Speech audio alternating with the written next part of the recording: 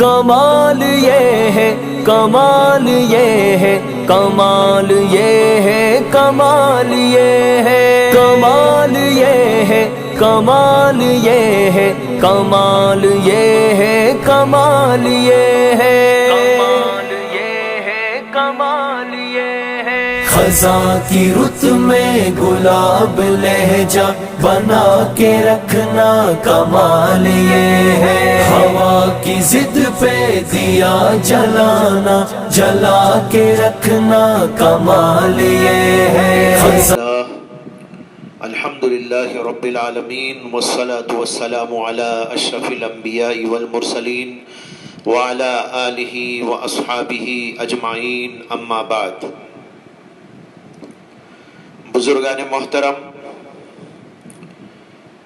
اسلام ایک مکمل دین ہے جس میں ہماری زندگی کے تمام شعبوں کے بارے میں اللہ نے اور رسول اللہ صلی اللہ علیہ وسلم نے ہمیں احکامات اور ہدایات دیے ہیں۔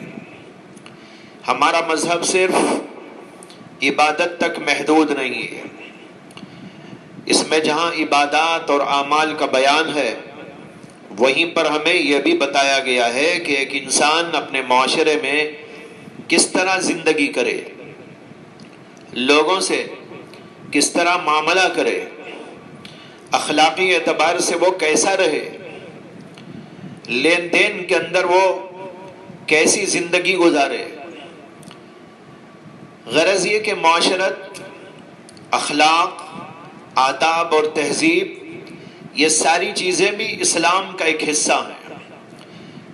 آج اکثر لوگ اسلام کے بارے میں نہیں جانتے کہ وہ ایک مکمل ضابط حیات ہے، ایک مکمل لائحہ عمل اور دستور زندگی ہے۔ اس کا نتیجہ یہ ہے کہ لوگ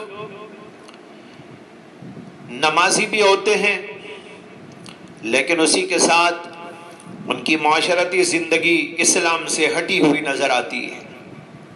اخلاقی اعتبار سے دیکھو تو وہ بگڑے ہوئے نظر آتے ہیں، حالانکہ وہ لوگ تہجد گزار بھی ہوتے ہیں، ذکر و اذکار کے پابند بھی ہوتے ہیں، مگر دین کو صرف نماز، روزے اور عبادات تک محدود کر کے دوسرے تمام شعبوں میں آزاد ہو جاتے ہیں۔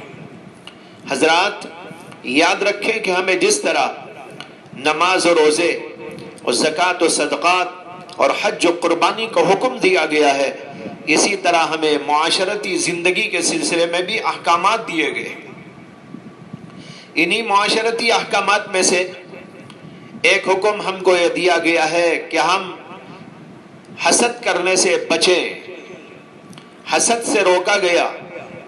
حسد ایک بہت ہی بدترین بیماری ہے جو انسان کے اعمال کو حبط کر دیتی ہے، انسان کے اخلاق کو تباہ کر دیتی ہے، اور اس ایک بیماری سے کئی اور بیماریاں جنم لیتی ہیں۔ حدیث میں ہے کہ اللہ کے رسول علیہ السلام نے فرمایا، لا تباغضوا ولا تحاسدوا ولا تدابروا ولا تقاطعوا وكونوا عباد اللہ اخوانا۔ کیا مطلب ہے؟ اللہ کے رسول علیہ السلام فرماتے ہیں کہ تم آپس میں ایک دوسرے سے بغض نہ رکھو اور نہ ایک دوسرے سے حسد کرو اور نہ ایک دوسرے سے منہ پھیرو اور نہ ایک دوسرے سے قطع تعلقی کرو، اور اے اللہ کے بندو آپس میں بھائی بھائی بن کر زندگی کرو۔ بھائیو، کس قدر پیاری حدیث ہے، کیسا پیارا نبی کا انداز ہے، اور کس طرح ہمیں پیار و محبت سے رہنے کا حکم دیا گیا ہے۔ اور اس میں کہا گیا لا تحاسدوا، کہ حسد نہ کرو آپس میں۔ حضرت انس بن مالک رضی اللہ عنہ کہتے ہیں کہ رسول اللہ صلی اللہ علیہ وسلم نے فرمایا، ایاکم والحسد فإن الحسد یأکل الحسنات کما تأکل النار الحطب۔ حسد سے بچو، کیونکہ حسد نیکیوں کو اس طرح کھا جاتا ہے جس طرح آگ لکڑی کو کھا جاتی ہے۔ حضرات علماء کہتے ہیں کہ آگ لکڑی کو کھانے سے جس طرح راکھ کا ڈھیر رہ جاتا ہے، کوئی لکڑی باقی نہیں رہتی. اسی طرح حسد کرنے والے کی نیکیوں کو حسد کھا کر ان کو بے حقیقت چیز بنا دیتا ہے. اس کی نماز، اس کا روزہ، اس کا حج، اس کا عمرہ اور اس کی دیگر عبادتیں اور نیکیاں اللہ کے پاس کوئی حقیقت نہیں رکھتی، بیکار ہو جاتی. ایک اور حدیث میں آتا ہے کہ اللہ کے نبی علیہ الصلوۃ والسلام نے فرمایا دب الیکم داء الامم، دب الیکم داء الامم قبلکم الحسد والبغضاء هي الحالقة لا اقول تحلق الشعر ولكن تحلق الدين. فرمایا کہ پچھلی امتوں کی بیماری آہستہ آہستہ کر کے تمہارے اندر بھی سرایت کرتی جا رہی، یعنی حسد اور بغض. پھر فرمایا کہ یہ مونڈ دینے والی خصلت ہے. پھر کہا کہ میں یہ نہیں کہتا کہ بال مونڈنے والی ہے، یہ تو تمہارے دین کو مونڈ دینے والی ہے. اس حدیث میں بتایا گیا کہ حسد اور بغض ایسی بدترین بیماریاں ہیں کہ اس کی وجہ سے انسان ایسے ایسے کام کرنے لگتا ہے جو اس کے دین کو برباد کر دینے والے ہوتے ہیں. وجہ یہ ہے کہ جب کوئی انسان کسی سے حسد اور بغض رکھنا شروع کر دیتا ہے تو اس کی وجہ سے بہت سارے خلاف شرع امور کا ارتکاب کرنے لگتا ہے. وہ اس کی ٹوہ میں لگ جاتا ہے، وہ اس کو برباد کرنے کی فکر میں لگ جاتا ہے، اور وہ اس سے مال اور اس کی دولت اور اس کے کمال اور اس کے حسن و جمال کو چھیننے کے لیے کوششوں میں لگ جاتا ہے. اس طرح ایک ہی حرکت اس کو کئی بدترین حرکتوں میں مبتلا کر دیتی ہے، یہاں تک کہ اس کا دین برباد ہو کے رہ جاتا ہے. آج یہ بیماری بھی لوگوں میں حد سے زیادہ موجود ہے، اور یہ بیماری جس طرح انفرادی طور پر ایک انسان اور دوسرے انسان میں پائی جا رہی ہے، اسی طرح عجیب بات یہ ہے کہ یہ بھی دیکھنے میں آ رہا ہے کہ یہ بیماری جماعتوں میں، تحریکوں میں، انجمنوں میں پل رہی ہے، جس کی وجہ سے ایک جماعت دوسری جماعت سے اس کی ترقی کو دیکھ کر حسد کرنے لگتی ہے. ایک تحریک کے لوگ دوسری تحریک سے حسد کرنے لگتے ہیں، ایک گروپ دوسرے گروپ سے حسد کرنے لگتا ہے، اور یہ لوگ چاہتے ہیں کہ کسی طرح دوسرے لوگوں کی ترقی رک جائے، ان کی شہرت رک جائے، ان کی نیک نامی پر دھبا آ جائے. حالانکہ دونوں ہی دین کے نام پر کام کرتے ہیں، دین کی بنیاد پہ کام کرتے ہیں، لیکن اس کے باوجود یہ بیماری ان کے اندر پلنے لگتی ہے. بھائیو، جب یہ معلوم ہو گیا کہ حسد کس طرح کی بدترین اور بری بیماری ہے جس سے ہمیں بچنے کا حکم دیا گیا ہے اور احادیث میں اس کی مذمت وارد ہوئی ہے، تو اب یہ سمجھ لیجئے کہ حسد کس کو کہتے ہیں. حسد یہ ہے کہ آدمی کسی کی خوبی کو اور کمال کو دیکھ کر یہ خواہش کرنے لگے کہ اس سے یہ نعمت چھین لی جائے. اس کے دل میں جلن پیدا ہو، اس کے دل کے اندر ایک جذبہ پیدا ہو کہ اس آدمی سے نعمت چھین لی جائے، اس کا کمال اس سے چھین لیا جائے، اس کی دولت اس سے چھین لی جائے، خواہ وہ مجھ کو ملے یا نہ ملے لیکن بہرحال اس کے پاس موجود نہ رہے. اس کو کہتے ہیں حسد کی بیماری. کسی کے علم کو دیکھ کر، کسی کے عمل کو دیکھ کر، کسی کے مال کو دیکھ کر، کسی کی شہرت اور عزت کو دیکھ کر، کسی کے مال کو دیکھ کر اگر یہ جذبہ پیدا ہوتا ہے کہ وہ نعمت اس سے چھین لی جائے تو یہ حسد کی بیماری ہے. اور ظاہر ہے کہ انتہائی نکمے درجے کی خواہش اور نکمے درجے کا جذبہ ہے، اور اسی لیے اس پر حدیث پاک کے اندر سخت وعید آئی ہے. جیسے کہ ابھی میں نے آپ کو حدیث سنائی کہ اللہ کے رسول علیہ الصلوۃ والسلام نے فرمایا کہ حسد سے بچو، کیونکہ حسد نیکیوں کو اس طرح کھا جاتا ہے جیسے آگ لکڑیوں کو کھا جاتی ہے اور اس کو خاکستر بنا دیتی. حضرات، بعض لوگ نیکیاں بھی کرتے رہتے ہیں اور ساتھ ساتھ دوسروں پر حسد بھی کرتے رہتے ہیں. یہ حسد ان کی نیکیوں کو جلا کر خاک بنا دیتا ہے. حج بھی ہو رہا ہے، عمرہ بھی عمرے پر ہو رہا ہے، ذکر و اذکار بھی جاری ہے اور دیگر عبادتوں کا سلسلہ بھی ہے، لیکن اسی کے ساتھ حسد کی بیماری میں مبتلا ہے. یہ بہت ہی بری اور بدترین بیماری ہے جو انسان کے اعمال کو خاک بنا کر چھوڑ دیتی ہے. علماء کہتے ہیں کہ حسد بہت ہی بری اور قبیح چیز ہے، اور اس کی قباحت کو اس طرح سمجھیے کہ حسد کرنے والا دوسرے کی نعمت سے جلتا ہے اور یہ خیال کرتا ہے کہ اس کو یہ نہ ملنا چاہیے تھا، یعنی اس کا دل یہ کہتا ہے اور اس کا جذبہ یہ ہوتا ہے کہ اللہ نے اس کو یہ نعمت جو عطا کی ہے، علم کی نعمت ہو، عمل کی نعمت ہو، مال کی نعمت ہو، دولت کی نعمت ہو، حسن جمال کی نعمت ہو، یا اور کسی کمال کی نعمت ہو، تو یہ سمجھتا ہے اور دل میں کہتا ہے کہ اللہ کو یہ اسے دینا نہیں چاہیے تھا، گویا کہ وہ اللہ سے جھگڑتا ہے کہ اللہ اس کو یہ نعمت آپ نے کیوں دی، وہ اس کا مستحق نہیں تھا، وہ نعمت تو مجھ کو ملنا چاہیے تھا، آپ نے اس کو دے دیا، گویا اللہ سے جھگڑتا ہے، اس کو یہ نعمت نہ دینا چاہیے، مجھ کو دینا چاہیے تھا۔ امام غزالی نے احیاء العلوم میں لکھا ہے کہ حضرت زکریا علیہ السلام نے ارشاد فرمایا کہ اللہ تعالیٰ فرماتا ہے کہ حاسد میری نعمت کا دشمن ہے، حاسد میری نعمت کا دشمن ہے اور میرے فیصلے سے ناراض ہے اور میری تقسیم پر شکوہ کرتا ہے جو میں نے میرے بندے پر کی ہے۔ یہ حضرت زکریا کا قول انہوں نے اللہ کی طرف سے نقل فرمایا۔ بھائیو، بتانا یہ ہے کہ یہ اتنی بدترین بیماری ہے کہ اس کے اندر گویا کہ اللہ سے انسان جھگڑتا ہے، اللہ تبارک و تعالیٰ پر اعتراض کرتا ہے کہ اللہ آپ نے یہ فلاں کو کیوں دے دیا، آپ کو دینا نہیں چاہیے تھا، گویا اللہ پر اعتراض ہے۔ ایک بار حضرت سیدنا عبداللہ بن مسعود رضی اللہ تعالی عنہ نے لوگوں سے کہا کہ اللہ کی نعمتوں سے دشمنی نہ کرو۔ لوگوں کو بڑا تعجب ہوا، لوگوں نے عرض کیا کہ حضرت اللہ کی نعمتوں سے دشمنی کون کرے گا؟ حضرت عبداللہ بن مسعود نے فرمایا کہ اللہ کی نعمت سے دشمنی کرنے والے وہ لوگ ہیں جو لوگوں سے اللہ کی دی ہوئی نعمتوں پر حسد کرتے ہیں۔ معلوم ہوا کہ حسد کرنے والا دراصل اللہ کی نعمت سے حسد کر رہا ہے، اللہ کی نعمت سے دشمنی کر رہا ہے۔ حسد کا اخروی نقصان تو بالکل ظاہر ہے کہ اس کی ساری نیکیاں برباد اور اکارت جاتی ہیں، خاک بن جاتی ہیں، جیسے کہ حدیث پاک نے آپ کو بتا دیا، اور اس کا کوئی اجر و ثواب اس کو نہیں ملے گا۔ یہ تو اخروی نقصان، اور اس کے علاوہ حسد کرنے والے کو دنیاوی نقصان بھی ہوتا ہے۔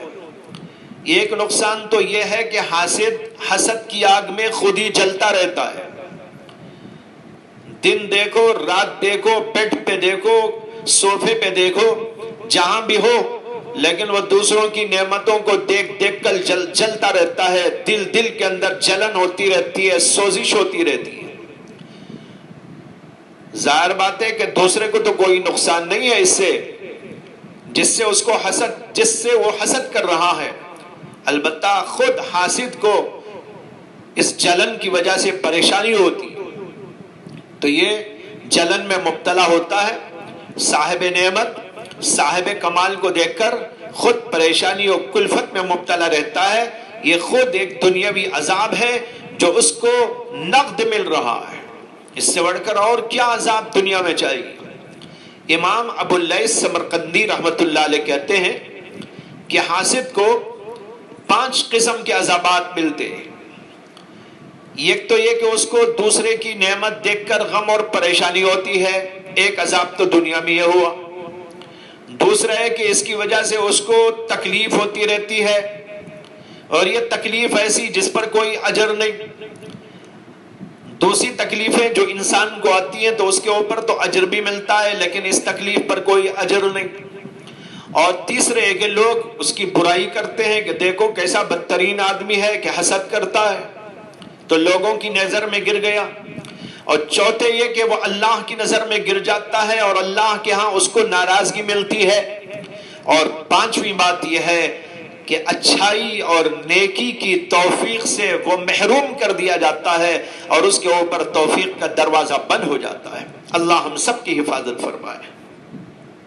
اس کے علاوہ حسد کرنے والا جس سے حسد کرتا ہے اس کے خلاف سازش بھی کرتا ہے، اور خود اس کا نقصان اس کو اٹھانا پڑتا ہے۔ عام طور پر دنیا میں ایسا ہی ہے کہ حسد کرنے والے حسد کرتے ہیں اور اس کا وبال خود انہی پر آتا ہے۔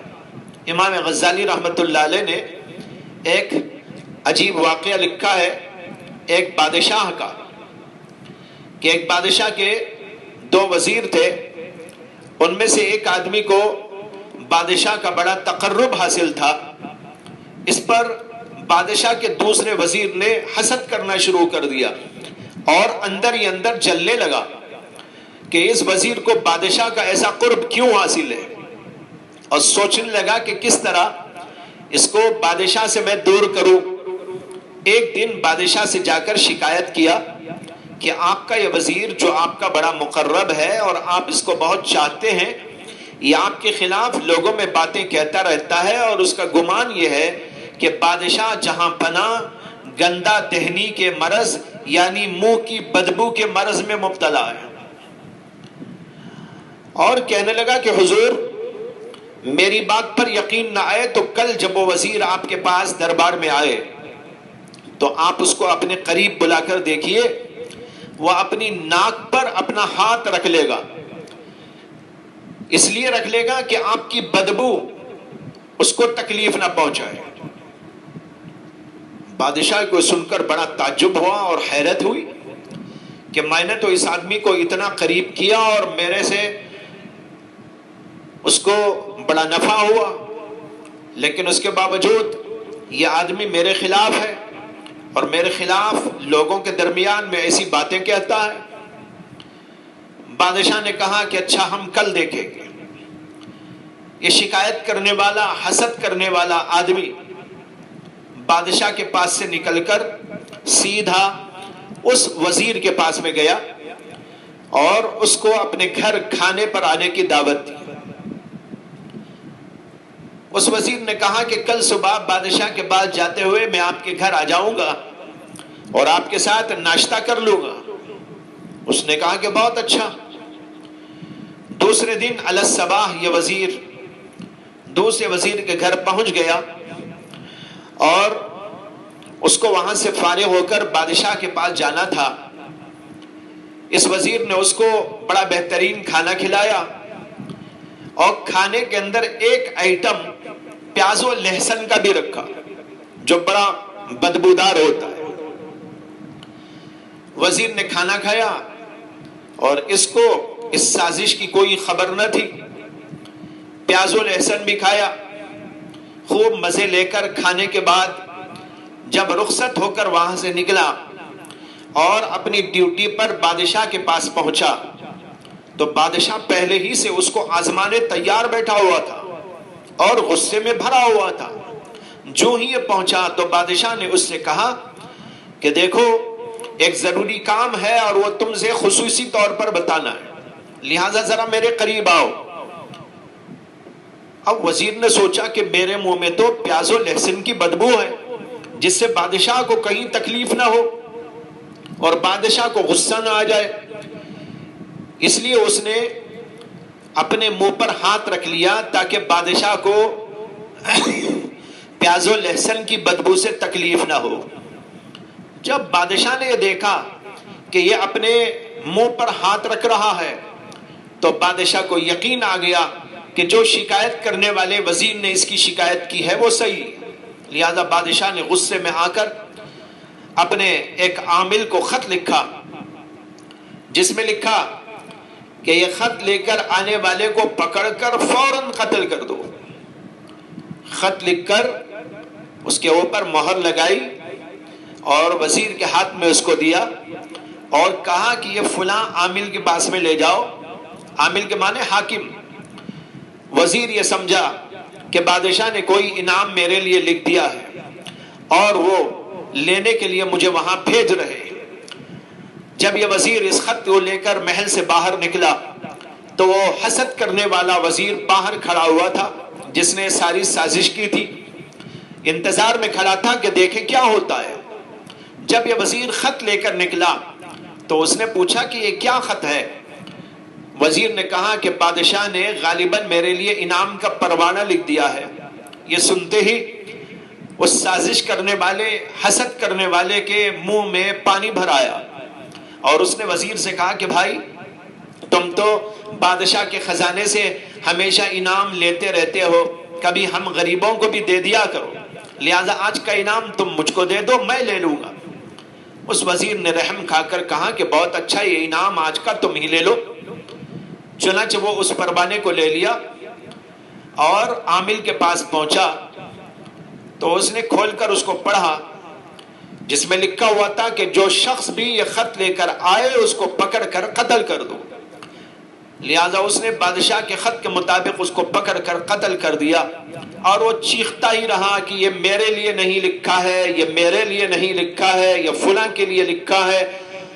مگر جیسے کہ کہا جاتا ہے چاہ کن رات چاہ درپیش، جو کسی کو گرانے کے لیے کنواں کھودتا ہے وہ خود کنویں میں گر پڑتا ہے۔ دیکھا کہ حسد اور سازش کا کیا حشر ہوا کہ وہی اس سازش کا شکار ہو گیا۔ اس لیے ایسی بدترین چیز سے بچنا چاہیے جس کا عذاب دنیا میں بھی ہے، جس کا عذاب آخرت میں بھی ہے۔ یہاں یاد رکھنا چاہیے کہ حسد کے دو درجے ہیں، ایک یہ کہ کسی سے صرف دل میں جلن پیدا ہو، یہ تو نہ ہونا چاہیے، مگر چونکہ غیر اختیاری بات ہے اس لیے معاف ہے۔ اور دوسرا درجہ یہ ہے کہ دل کی جلن کے ساتھ ساتھ اس کے خلاف سازش کرے، اس کو بدنام کرنے کی کوشش کرے، اس کے کمال کو، اس کے مال کو چھیننے کی فکر کرنے لگے۔ یہ حرام ہے اور بدترین حرام ہے، اور عام طور پر پہلا درجہ دوسرے درجے تک پہنچا دیتا ہے۔ اس لیے مومن کا دل تو پہلے درجے سے بھی پاک ہونا چاہیے۔ حدیث میں اس کی فضیلت بھی آئی ہے کہ مومن کا دل دوسرے مومن سے پاک رہے، حسد سے، بغض سے، کینے سے، عداوتوں سے۔ ایک مومن کا دل دوسرے مومن کے لیے پاک ہونا چاہیے۔ حدیث میں آتا ہے کہ ایک دفعہ اللہ کے نبی علیہ السلام نے اپنی مجلس کے اندر ارشاد فرمایا کہ ابھی ایک شخص آئے گا جس کو کسی جنتی کو دیکھنا ہو تو ان کو دیکھ لے۔ اتنے میں حضرت سعد رضی اللہ عنہ تشریف لائے۔ دوسرے دن بھی ایسے ہی قصہ ہوا، پھر تیسرے دن بھی ایسے ہی قصہ ہوا کہ اللہ کے نبی نے فرمایا کہ جسے جنتی کو دیکھنا ہو تو ان صحابی کو دیکھے، اور اتنے میں وہی صحابی آتے رہے۔ 3 دن کے بعد ایک صحابی نے ان کو جا کر کہا کہ 3 دن میں آپ کے گھر میں رہنا چاہتا ہوں کیونکہ میرے والد سے میرا کچھ جھگڑا ہو گیا ہے۔ انہوں نے کہا کہ بہت اچھا، ان کو اپنے ساتھ گھر لے گئے، کھلایا پلایا۔ رات میں حضرت سعد کو دیکھتے تھے کہ وہ کیا عبادت کرتے، لیکن دیکھا تو کوئی خاص عبادت ان کو نظر نہیں ہے۔ جب 3 دن کے بعد ان سے پوچھا کہ میں نے تمہارے بارے میں اللہ کے رسول سے سنا تھا کہ تم جنتی ہو، مگر تمہارا عمل کوئی خاص مجھ کو نظر نہیں آیا۔ حضرت سعد نے کہا کہ ہاں بھائی، میرا عمل تو کچھ نہیں، یہی ہے جو تم نے دیکھا۔ پھر انہوں نے کہا کہ ہاں ایک بات میرے اندر ہے، وہ یہ کہ میرے دل میں کسی مومن کے لیے کوئی برائی نہیں۔ انہوں نے کہا ہاں یہی بات ہے، یہی بہت بڑی نیکی ہے جس پر آپ کو جنت کی بشارت سنائی گئی۔ حضرات، ہمیں یہ سبق سیکھنا ہے کہ نماز، روزہ، دیگر عبادات کے ساتھ ساتھ ہم اپنی معاشرت کو عمدہ بنائیں، برائیوں سے دور رہیں، اخلاقی بیماریوں سے دور رہیں، حسد کی بیماری سے دور رہیں، بغض و عداوت سے دور رہیں۔ یہ سب انتہائی گھٹیا قسم کی بیماریاں ہیں۔ اسلامی معاشرہ اس قسم کی بیماریوں سے پاک ہوا کرتا ہے، جیسے کہ احادیث کو دیکھنے سے، صحابہ کرام کے معاشرے کو دیکھنے سے سمجھ میں آتا ہے۔ اس لیے ہم جہاں اور عبادات کریں وہیں پر ہم کو اس طرح کی بیماریوں سے اپنے آپ کو پاک و صاف رکھنے کی کوشش کرتے رہنا چاہیے۔ اللہ مجھے بھی آپ کو بھی توفیق عطا فرمائے۔ وآخر دعوانا ان الحمد للہ رب العالمین۔